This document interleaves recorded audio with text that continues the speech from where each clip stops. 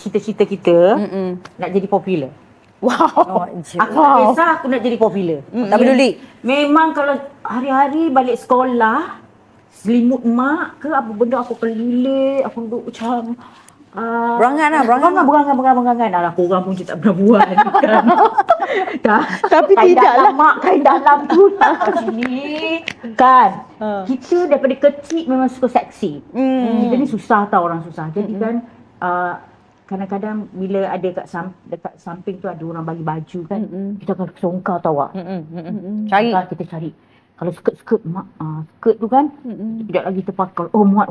Kita akan lipat sampai pendek. Wow. Sebab I suka seksi. Bagilah pasal malam. Masa itulah kita feeling tu nak jadi cantik. Aku sudah nak cantik, aku nak jadi seksi. Popular. Nak jadi popular. Memang nak jadi popular. Memang nak jadi popular. Yeah. Sampai kita ada saudara lah macam buat teater. Start dari tu lah. Setiap teater tu jadi kecil-kecil lah masa okay nanti nanti adik lari akhir nangis okay lah. Teater dulu. Teater semua sampai kita dah kerja. Itulah kita sampai SPM. Lepas tu kerja office. Kerja office yang Kerja office. budak-budak macam kenal kita ada abang angkat dulu lah. Ada Kita abang angkat je. Kita dengar lah, kenal lah. Abang angkat aku tu lah, kita kerja.